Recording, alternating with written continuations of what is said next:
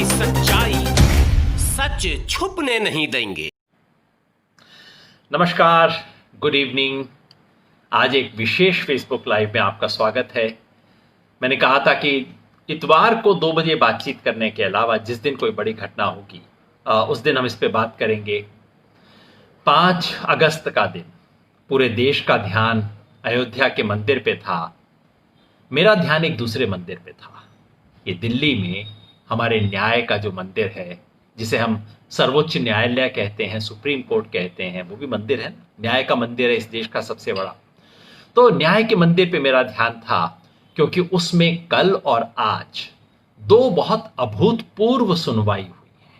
और आज का ये विशेष फेसबुक लाइव आपसे इन दोनों सुनवाई के बारे में बात करने के लिए है कि कोर्ट में हुआ क्या।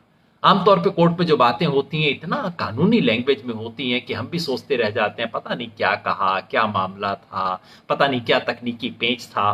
तो मैं साधारण भाषा में समझाना चाहता हूं कि ये मामला था क्या, ये क्यों हमारे लिए जरूरी है। इमरजेंसी के दिनों में 1975, 76, 77 के बीच सन 76 में एक प्रसिद्ध केस आया था जिसको एडीएम जबलपुर केस कहा जाता है। ये केस सुप्रीम कोर्ट के सामने आया था। उस केस में असली सवाल ये था कि इस वक्त इमरजेंसी देश में है तो क्या किसी व्यक्ति को गोली मारी जा सकती है? अगर किसी व्यक्ति के जान ले ली जाए तो क्या वो व्यक्ति सुप्रीम कोर्ट में आके, वो व्यक्ति, उसकी तरफ से कोई और व्यक्ति आके सुप्रीम कोर्ट में कह सकता है कि आपने जान कैसे ली, आपने मौलिक अधिकारों का हनन कैसे किया?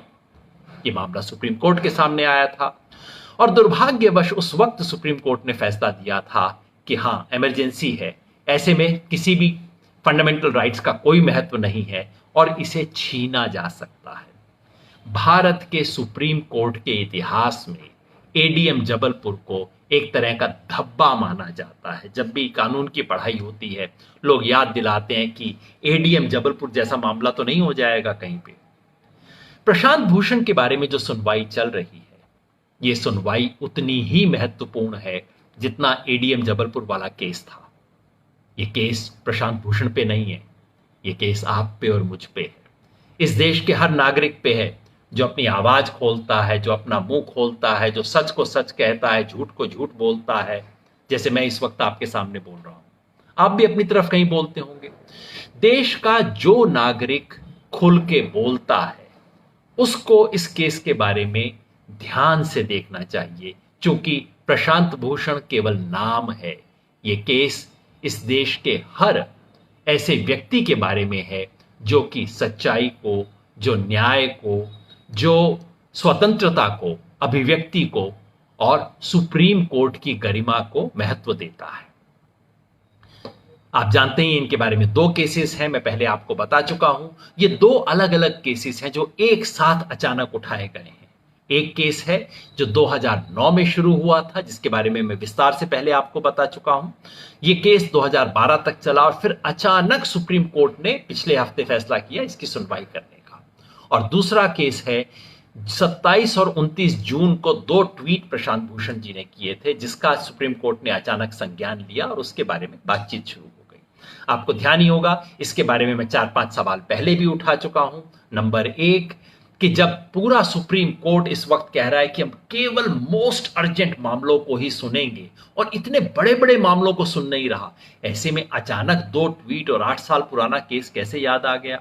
दूसरा, वो कोर्ट जो इतना स्लो काम करता है, आज की सुनवाई, 6 हफ्ते बाद अगली सुनवाई, वो कोर्ट अचानक इतना द्रुत गति से कैसे काम करने लग गया? तीसरा, 31 लोगों के सुप्रीम कोर्ट में ले दे के यही 3 लोगों की बेंच क्यों मिली? अरुण मिश्रा जी जस्टिस जो हैं न्यायमूर्ति, केवल उन्हीं की बेंच को दोनों केस क्यों दिए गए, जबकि उनके बारे में प्रशांत भूषण और उनकी कुछ खुली तल्ख बहसें हो चुकी हैं। उनके बारे में प्रशांत भूषण ने चीफ जस्टिस ऑफ इंडिया को चिट्ठी लिखी है, उनको केस क्यों दिया गया? चौथा सवाल ये कि इसका मामले की जो पिटीशन जिसके आधार पे किया जा रहा था, ये 2 ट्वीट वाला मामला, वो पिटीशन तो ऐसी है जिसको किसी सेशन जज के सामने आप रख देंगे, वो फेंक देगा, कहेगा ऐसी बेकार पिटीशन में कैसे एंटरटेन कर सकता हूं, सुप्रीम कोर्ट उसके लिए जगह क्यों निकाल रहा है?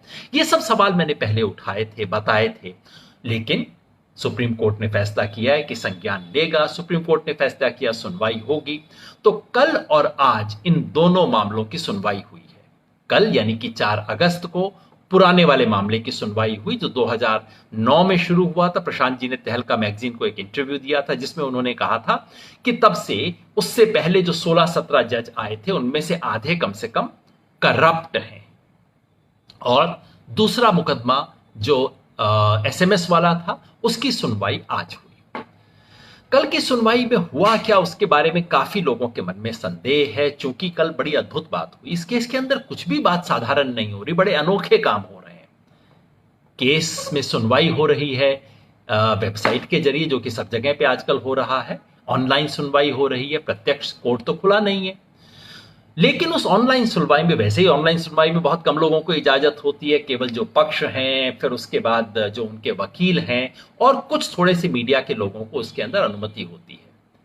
कल 4 अगस्त को इस केस की सुनवाई शुरू हुई और आपको ध्यान है मैंने कहा था कि हां, सुनवाई होने दीजिए, बहुत अच्छी चीज है। मैंने कहा था मैं स्वागत करता हूं और अगर इस सुनवाई के अंत में पूरी चीजों की जांच करके एक फेयर ट्रायल करके, फुल और फेयर ट्रायल करके अंत में अगर यह साबित होता है कि प्रशांत भूषण ने झूठे आरोप लगाए थे, ये जानते हुए झूठे आरोप लगाए थे कि झूठ बोल रहे हैं और सिर्फ सुप्रीम कोर्ट की इज्जत कम करने के लिए झूठे आरोप लगाए थे, तो प्रशांत भूषण को सजा दीजिए, लेकिन उससे पहले फुल एंड फेयर ट्रायल कीजिए।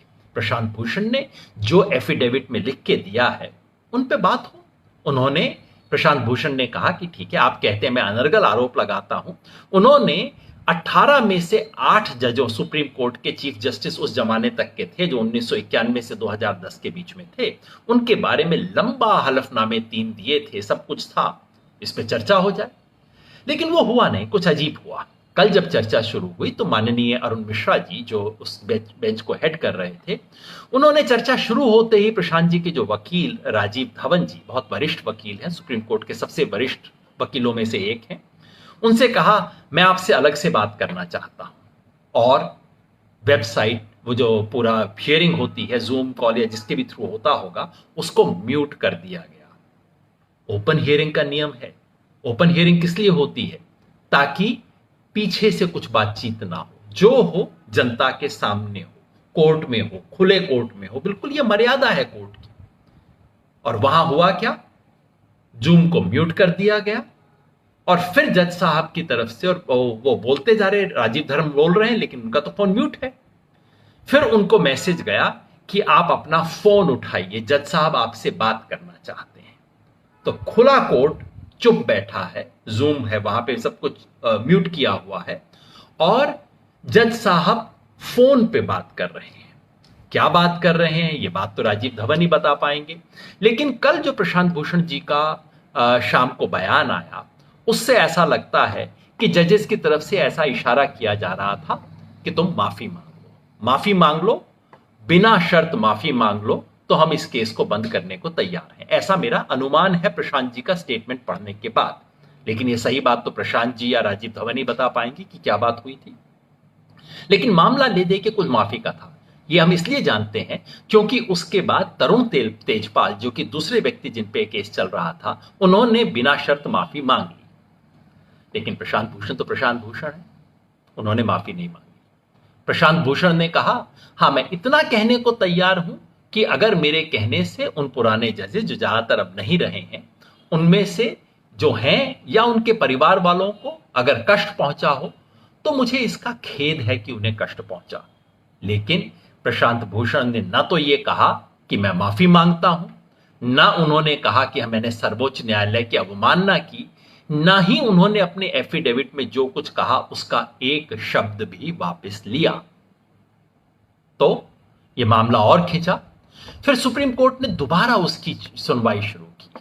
ऐसा लगता है कहीं कि शायद एक स्टेज के ऊपर सुप्रीम कोर्ट ने कहा हो कि हाँ ठीक है, अगर तुम इतना भी कह देते हो तो हम मामले को बंद कर देंगे।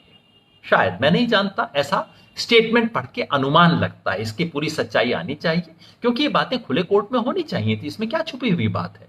आप खुले कोर्ट में कह सकते थे तुम माफी मांगो।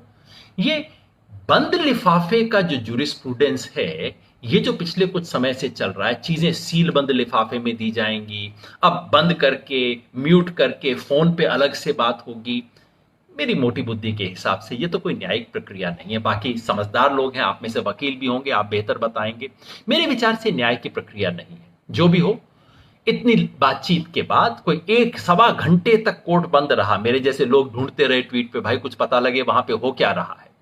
उसके बाद सुप्रीम कोर्ट का आदेश आया कि ये दो लोगों ने एक्सप्लेनेशन स्ट्रोक एपोलॉजी, अपनी एक्सप्लेनेशन या एपोलॉजी इनकी अभी तक हमारे पास नहीं आई है।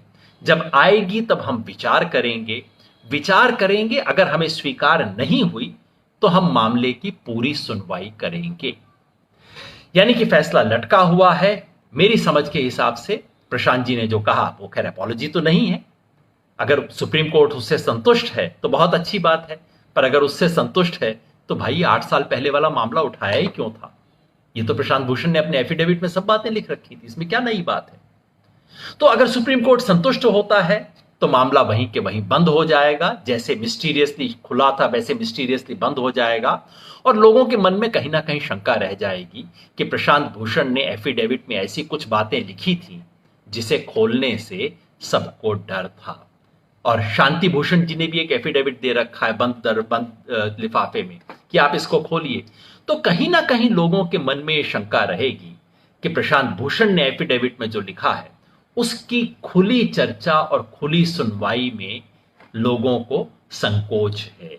कहीं सुप्रीम कोर्ट में आशंका है कि यह मामले की खुली सुनवाई हो गई तो क्या हो जाएगा, क्योंकि वहां जैसा मैंने बताया प्रशांत भूषण ने 8 चीफ जस्टिस के बारे में करप्शन की एविडेंस दी है। उन्होंने बिल्कुल स्पष्ट कहा है कि करप्शन का मतलब केवल रिश्वत लेना नहीं है, अमर्यादित व्यवहार कोई भी हो। जैसे जस्टिस रंगनाथ मिश्रा ने बाद में राज्यसभा की मेंबरशिप एक्सेप्ट कर ली थी, उन्होंने इन सब चीजों को करप्शन बोला और उसके सबूत दिए हैं। क्यों नहीं सुप्रीम कोर्ट में इस पे चर्चा होती? खैर अभी हमें पता नहीं, ऑर्डर आएगा तो पता लगेगा कि क्या हुआ है। आज के केस में क्या हुआ? आज वो केस था जो कि ऐसे 2 ट्वीट के बारे में आपको ध्यान होगा। एक मोटरसाइकिल वाला ट्वीट था और दूसरा ट्वीट वो था जिसमें प्रशांत भूषण कहते हैं कि पिछले 6 साल से इस देश में लोकतंत्र की हत्या को नष्ट किया गया है, और उसमें सुप्रीम कोर्ट की भूमिका और खास तौर पे पिछले 4 मुख्य न्यायाधीश की भूमिका पे बहुत पर टिप्पणी करेगा भविष्य का इतिहासकार। दोनों पे चर्चा शुरू हुई। इसमें प्रशांत जी की तरफ से वकील थे दुष्यंत दवे, जो कि सुप्रीम कोर्ट बार एसोसिएशन के अध्यक्ष भी हैं। उन्होंने शुरू में कई सवाल उठाए और वो सवाल मैं आपके सामने रखना चाहता हूं कि आज सुप्रीम कोर्ट में इस मामले पे हियरिंग हुई कैसे? कम से कम 5 सवाल थे जिस पे पहले चर्चा होनी चाहिए थी।